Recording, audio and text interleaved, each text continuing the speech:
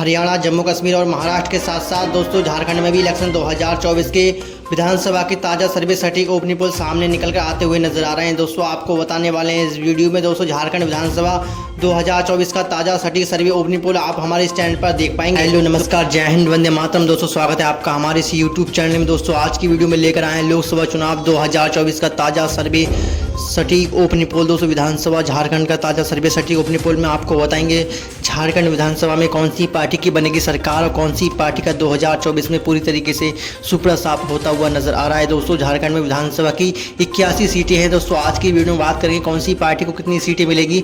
दोस्तों जिला वाइज जिला आपको बताने वाले हैं इस वीडियो में। तो दोस्तों अगर चैनल पर आप पहली बार विजिट कर रहे हैं तो चैनल को सब्सक्राइब के बेल आइकन प्रेस जरूर कर लें ताकि ऐसे ही लेटेस्ट अपडेट आपको हमारी आसानी से मिलती रहे।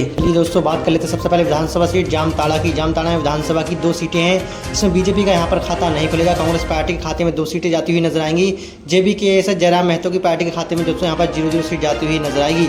चलिए दोस्तों बात कर लेते हैं अगली विधानसभा सीट दुमका की। दुमका में विधानसभा की 4 सीटें हैं। इसमें बीजेपी के खाते में जाएंगी 2 सीटें, कांग्रेस पार्टी के गठबंधन के खाते में जाएंगी 2 सीटें। दोस्तों यहाँ पर जेबीके जयराम महतो का खाता नहीं खुलेगा। चलिए दोस्तों बात कर लेते हैं अगली विधानसभा सीट पाकुड़ की। पाकुड़ में विधानसभा की 3 सीटें। इसमें बीजेपी के एनडीए गठबंधन के खाते में जाएगी 1 सीट, कांग्रेस पार्टी के इंडिया गठबंधन को मिलेंगी 2 सीटें। और दोस्तों यहाँ पर जयराम महतो की पार्टी जेबीके के खाते में 0-0 सीट जाती हुई नजर आ रही है। दोस्तों आप ऊपर देख सकते हैं हम विधानसभा की झारखंड की विधानसभा की 81 सीटों में से 9 सीटों की बात कर चुके हैं। इसमें बीजेपी के खाते में 3 सीटें, कांग्रेस पार्टी के गठबंधन के खाते में जा रही 6 सीटें, अदर पार्टी के खाता नहीं खुल रहा है। जेबीके पार्टी का भी यहाँ पर खाता खुलता हुआ नजर नहीं आ रहा है। चलिए दोस्तों बात कर लेते हैं अगले राज्य साहिबगंज की। साहिबगंज विधानसभा की 3 सीटें हैं। इसमें बीजेपी को मिलेंगी 2 सीटें, कांग्रेस पार्टी गठबंधन इंडिया को मिलेगी 1 सीट। जेबीके जयराम महतो की पार्टी को यहाँ पर 0-0 सीट मिलती हुई नजर आएगी। चलिए दोस्तों बात कर लेते हैं अगले विधानसभा सीट की देवघर विधानसभा की 3 सीटें हैं। यहाँ से बीजेपी के खाते में जाएगी 1 सीट, कांग्रेस पार्टी की गठबंधन को मिलेंगी 2 सीटें और जेबीके जयराम महतो के यहाँ पर खाता खुलता हुआ नजर नहीं आएगा। दोस्तों आप ऊपर देख सकते हैं झारखंड विधानसभा की 81 सीटों में से 15 सीटों का सर्वे हम देख चुके हैं। इसमें बीजेपी को मिल रही 6 सीटें, कांग्रेस पार्टी गठबंधन को मिल रही 9 सीटें, जेबीके जयराम महतो की पार्टी को दोस्तों यहाँ पर 0-0 सीट मिलती हुई नजर आ रही है। चलिए दोस्तों बात कर लेते हैं अगले विधानसभा सीट गोडा की। गोडा विधानसभा में 3 सीटें हैं। यहाँ से बीजेपी का खाता नहीं खुलेगा। दोस्तों बीजेपी का सुपड़ा साफ होता हुआ नजर आएगा। कांग्रेस पार्टी के खाते में 3 सीटें, जेबीके जयराम महतो की पार्टी के खाते में 0-0 सीट जाती हुई नजर आ रही है। चलिए दोस्तों बात कर लेते हैं अगली विधानसभा सीट कोडरमा की। कोडरमा विधानसभा की 1 सीट है। बीजेपी को यहाँ पर जो 0-0 सीट मिलती हुई नजर आएगी। बीजेपी का कोडरमा में खाता नहीं खुलेगा। कांग्रेस पार्टी को 1 की 1 सीट मिलती नजर आएगी। जेबीके जयराम महतो का भी यहाँ पर खाता नहीं खुलेगा। चलिए दोस्तों बात कर लेते हैं अगले राज्य की हजारीबाग। दोस्तों हजारीबाग विधानसभा की 4 सीटें। यहाँ से बीजेपी को मिलेगी 1 सीट, कांग्रेस पार्टी के खाते में भी यहाँ से 3 सीटें जाती हुई नजर आ रही हैं। जेबीके जयराम महतो का भी यहाँ पर खाता खुलता हुआ नजर नहीं आ रहा है। चलिए दोस्तों बात कर लेते हैं अगली विधानसभा सीट के बारे में। रायगढ़ में विधानसभा की 2 सीटें हैं। बीजेपी के खाते में यहाँ पर 0-0 सीटें।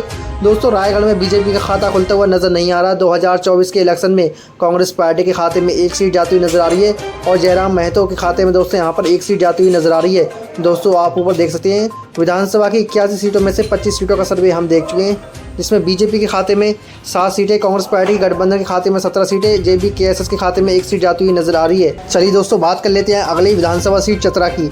चतरा विधानसभा की 2 सीटें। बीजेपी के खाते में यहाँ पर 0-0 सीट, बीजेपी का खाता नहीं खुलेगा। कांग्रेस पार्टी के खाते में 2 सीटें, जेबीके के खाते में 0-0 सीट जाती हुई नजर आ रही है।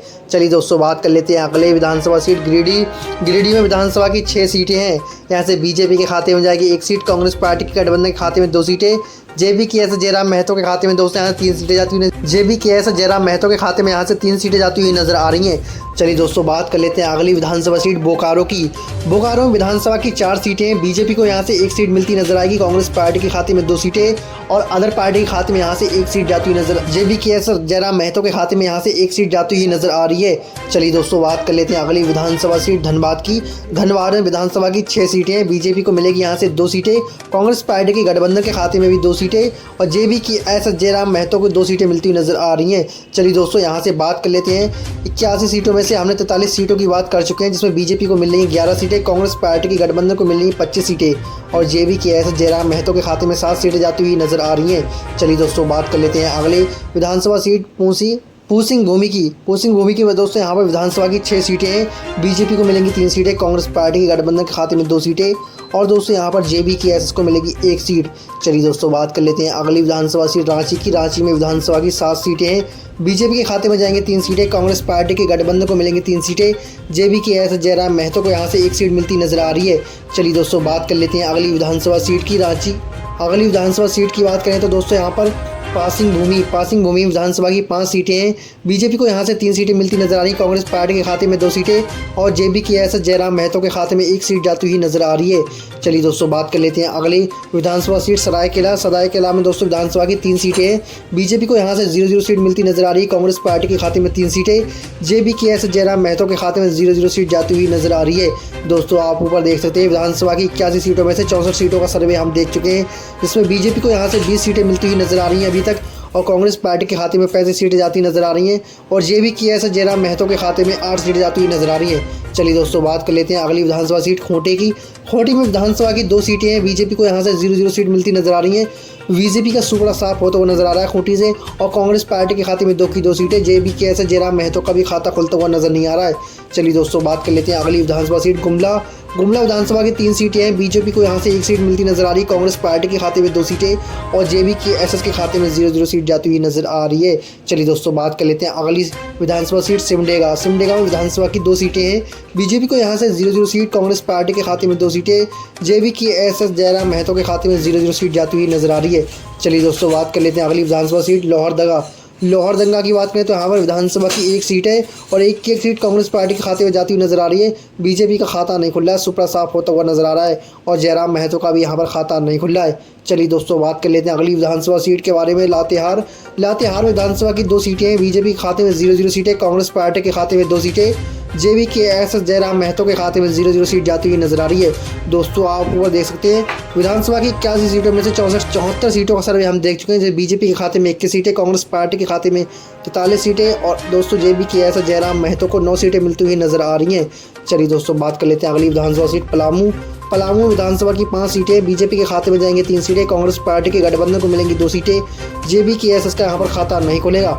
चलिए दोस्तों बात कर लेते हैं लास्ट जो जिला है गढ़वा जिले की बात करें तो यहाँ पर विधानसभा की 2 सीटें। बीजेपी को यहाँ से 1 सीट मिलती नजर आ रही है, कांग्रेस पार्टी को भी 1 सीट और JBKSS के खाते में दोस्तों यहाँ पर 0-0 सीट मिलती नजर आ रही है।